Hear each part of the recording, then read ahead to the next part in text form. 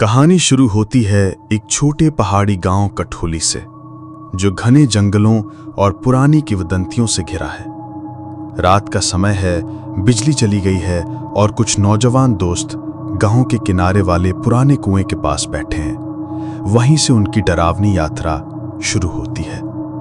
तुम सबको शायद पता नहीं है, लेकिन ये जगह, ये कुआं, इसके आसपास की जमीन शापित है।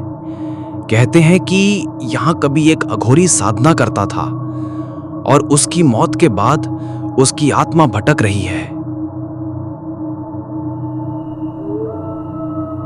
अरे छोड़ भी विक्रम, ये सब कहानियां दादी नानी सुनाती हैं बच्चों को डराने के लिए। भला किसी अघोरी का भूत यहाँ घूमेगा? रवि, तुम मजाक कर रहे हो, लेकिन मैंने अपनी दादी से सुना है कि जब रात के 12 बजते हैं तब इस कुएं से अजीब आवाजें आती हैं, कोई मंत्र जपता है जैसे, और हवा इतनी ठंडी हो जाती है जैसे मौत सामने खड़ी हो। सच कहूं तो मुझे भी ये जगह ठीक नहीं लगती। मैंने पिछली बार यहाँ एक परछाई देखी थी जो पेड़ के पीछे खड़ी थी, लेकिन जब नजदीक गया तो वहां कुछ भी नहीं था। तुम सबको सच्चाई जाननी ही पड़ेगी। गांव के बुजुर्ग कहते हैं कि उस अघोरी ने मृत्यु के देवता को बुलाने की साधना की थी, लेकिन साधना अधूरी रह गई और उसकी आत्मा यहीं बंध गई। मरने से पहले उसने ये श्राप दिया था कि जो भी उसकी साधना में खलल डालेगा वो मौत से भी पत्थर हालात झेलेगा। मतलब ये श्राप आज भी जिंदा है? और अगर कोई गलती से इस इलाके में चला जाए तो? मैं तो अभी से डर गई। तो क्या हम लोग डर के मारे भाग जाएं? अगर इतना ही श्राप है तो क्यों ना आज रात हम यहीं रुककर देखें कि असलियत क्या है। रवि, पागल मत बन, ये खेल नहीं है। श्राप अगर सच हुआ तो हम सबकी जान जा सकती है। फिर भी चारों उस तरफ निकल लेते हैं। घड़ी की सुई रात के 12 बजने की ओर बढ़ती है। आसपास भयानक सन्नाटा। अचानक ठंडी हवाएं चलने लगती हैं। सब दोस्त सिहर कर एक दूसरे की तरफ देखते हैं। ओम अघोराय नमः। ओम काल भैरवाय नमः। ओम शमशानवासी महादेवाय नमः। ओम भूतनाथाय नमः। सुनो, ये कैसी अजीब सी आवाज है, जैसे कोई कुएं से मंत्र पढ़ रहा हो। मैंने कहा था ना, यही वो समय है। अघोरी की आत्मा जाग उठती है, फिर कोई जिंदा नहीं बचता। तुम लोग बेवजह डरो मत, मैं अभी जाकर देखता हूं कुएं में क्या है। रवि कुएं के पास जाता है। अंदर से अजीब सी गंध और मंत्रों की गूंज सुनाई देती है। उसका चेहरा पीला पड़ जाता है। कसम से कह रहा हूं, कोई अंदर बैठा है। उसका चेहरा आधा सड़ा हुआ था और वो हमें देखकर मुस्कुराया। अचानक कुएं के ऊपर काला धुआं फैलता है। उसमें से एक अजीब आकृति निकलती है। झुका हुआ शरीर, जटाएं, हाथ में खोपड़ी, आंखें जलते अंगारे जैसी। सबके रोंगटे खड़े हो जाते हैं।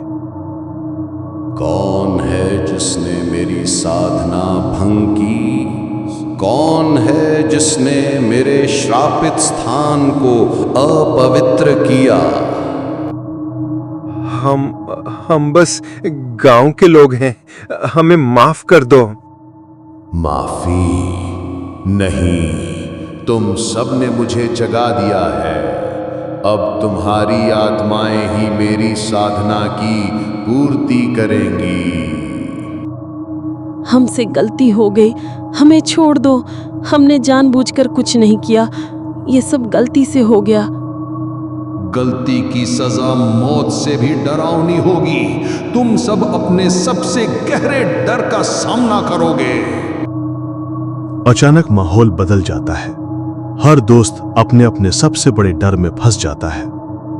नहीं, ये कैसे हो सकता है? मेरे सामने मेरे पिता का कटा हुआ शव खड़ा है। ये खून की नदी क्यों बह रही है? मैं इसमें डूब जाऊंगा। माँ, तुम आग में क्यों जल रही हो? कोई इसे रोको। ये दरवाजे क्यों बंद हो रहे हैं? ये अंधेरा मुझे निगल लेगा। कोई तो मेरी मदद करो। जब तक तुम्हारी आत्माएं इस श्राप में समर्पित नहीं होंगी, तब तक कोई मुक्ति नहीं। यही है अघोरी का श्राप।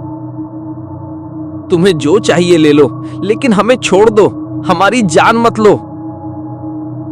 जान नहीं लेता, मैं आत्मा को कैद करता हूं और तुम्हारी आत्माएं मेरी शक्ति बनेंगी।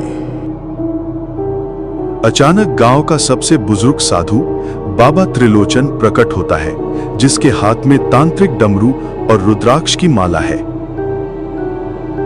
रुक जा अधम प्रेत, तेरा समय अभी पूरा नहीं हुआ। त्रिलोचन, तूने ही मेरी साधना रोकी थी। आज तुझे और इन सबको मैं श्राप में डुबो दूंगा। तेरा श्राप अधूरा है। जब तक कोई तेरे भय से नहीं लड़ेगा तो कभी पूर्ण नहीं होगा।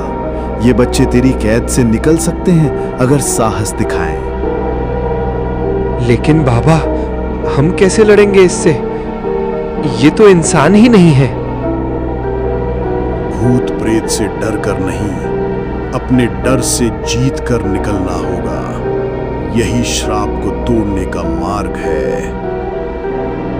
चारों दोस्त अपने डर का सामना करते हैं। विक्रम अपने पिता के शव से कहता है कि यह सिर्फ माया है। रवि खून की नदी में कूदकर चिल्लाता है कि वो डर को डुगा देगा। नेहा अपनी मां की जलती परछाई को गले लगाती है और कहती है कि प्यार मौत से बड़ा है। अमन अंधेरे में दीपक की कल्पना करता है और उसे जलाता है। नहीं, ये संभव नहीं। किसी ने मेरे डर को तोड़ा तो मेरी साधना टूट जाएगी।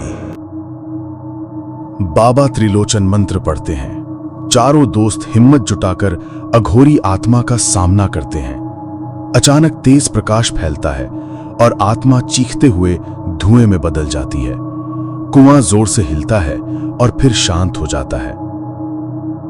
क्या ये सब सच था या हम कोई सपना देख रहे थे? नहीं, ये सपना नहीं था। हमने अपने डर को हराया है और यही हमारी जीत है। अगर बाबा त्रिलोचन समय पर ना आते तो शायद हम जिंदा नहीं रहते। याद रखो बच्चों, डर हमेशा बाहर से नहीं, भीतर से जीतता है। अगर तुम अपने डर को हरा सकते हो तो कोई भी श्राप, कोई भी आत्मा तुम्हें बांध नहीं सकती।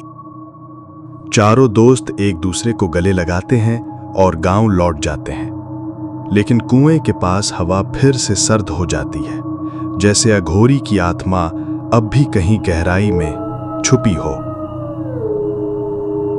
तो दोस्तों, कैसी लगी आपको हमारी ये कहानी? उम्मीद करता हूँ पसंद आई होगी। ऐसे ही और कहानी सुनने और देखने के लिए हमारे चैनल को सब्सक्राइब और बेल आइकन को प्रेस कर लें। आगे और भी रोमांचक और दिल दहला देने वाली कहानियां आपके पास आती रहेंगी। धन्यवाद।